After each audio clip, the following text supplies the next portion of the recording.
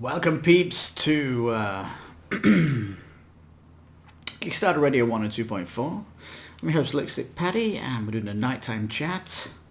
Hope you're all feeling well wherever you are in the world.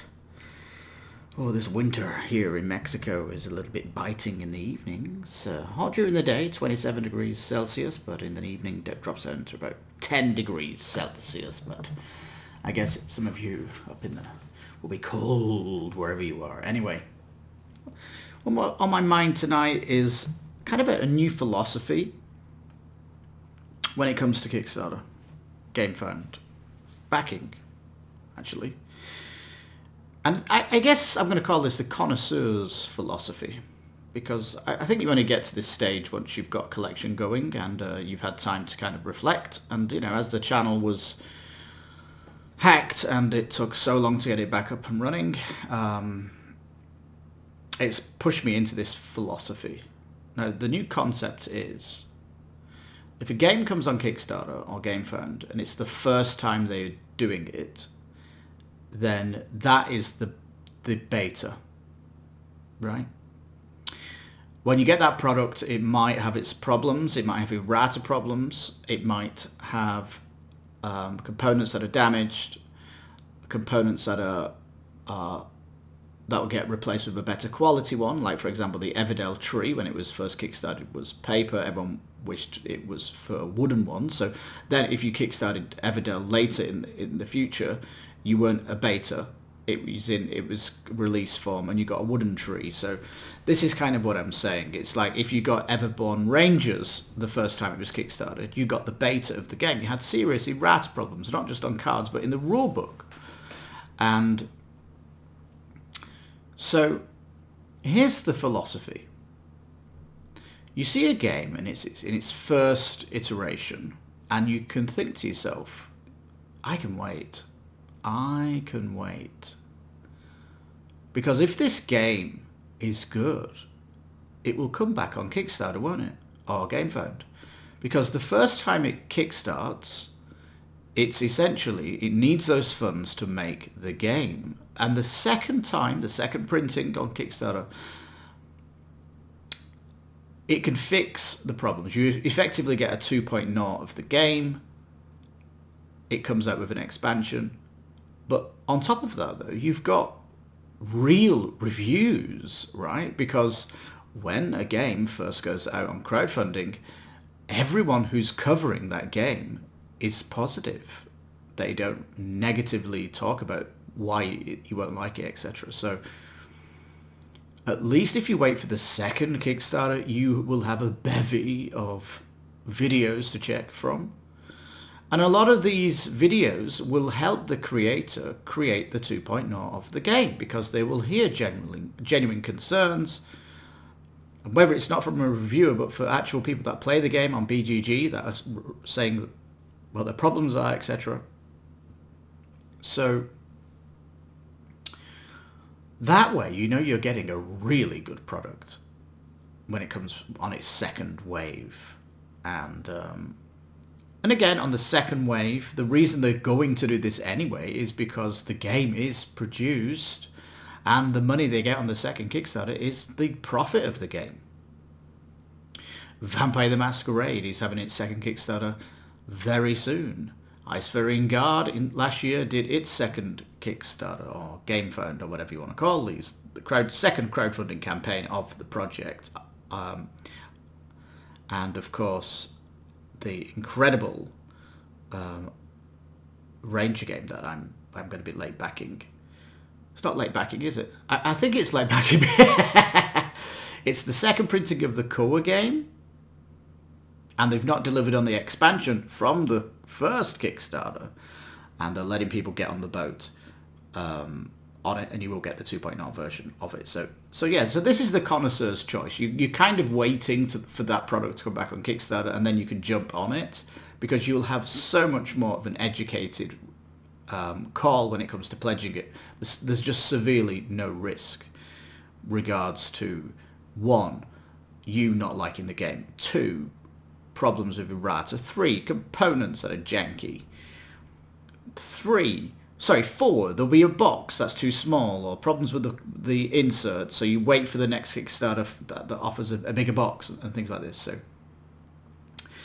So there it is, really. Do you really want to Kickstart? I mean, I'm looking at Eve, the game online, and I'm thinking, well, that game's been ready for over a year. I don't think that game's going to have many problems, but when you come to a game that's got a big narrative, then that is one you should be more aware of and feel more risky of. The EVE Online game looks fantastic, and I'm certain that is a game that I'll definitely want to play. And that the 200% version of the game, they've got the measurements on the updates. Like, that'll fit on my big square 1.6 meter table, so that'll be fantastic. So you've still got to weigh this up as a connoisseur, whether you think it's worth going in on the first Kickstarter, or you're going to wait for the second Kickstarter. But in any regard, you're kind of looking at it through a different perspective, like a very mature response to backing. And this way, it should help you plan which ones you're willing to maybe just follow, the trajectory of that campaign, and wait for it a little bit more. Of course, your $1 pledging is always advised to go through, because you get the transparency of final shipping and all that good stuff. But here it's like a higher philosophy, the connoisseur's philosophy, because you're aware of the issues, and you are basically just thinking, if the Kickstarter is that impressive, then we will see it again, and that's the time to back it. So I'd love to know your thoughts on this. Personally, I've not really had any games that have had any problems, and I have had games that have had bigger boxes down the pipe though, and I've had to re-back them. But for example, Museum, it's the game I'm playing at the minute.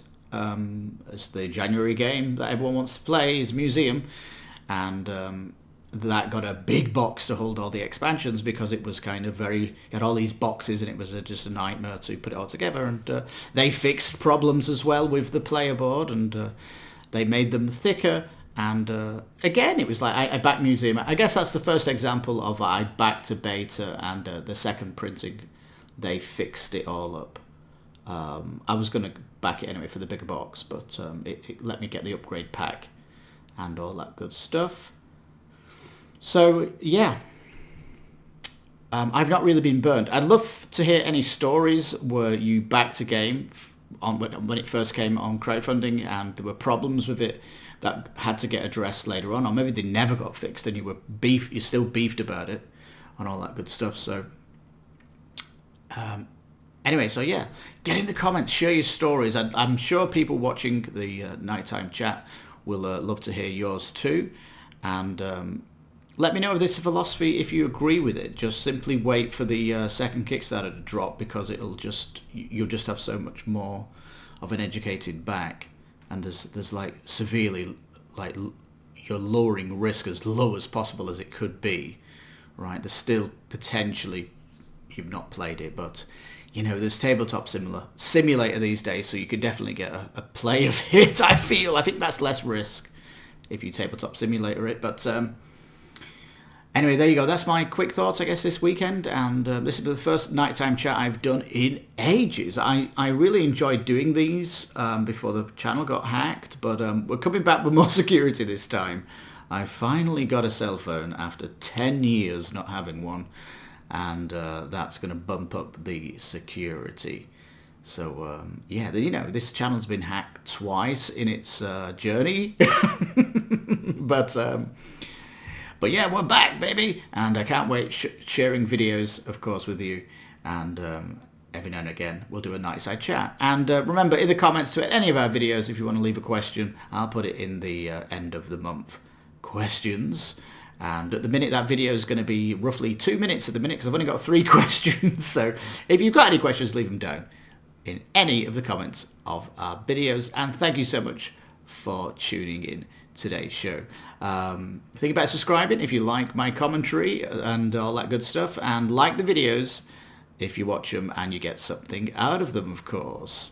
And I love it when everyone leaves comments on my videos, get in the conversation. It all helps the developers when they watch the video and see the comments down below. And I usually wait a week before I give it to them so that comments from you peeps can get through to them as well. So thank you so much for listening.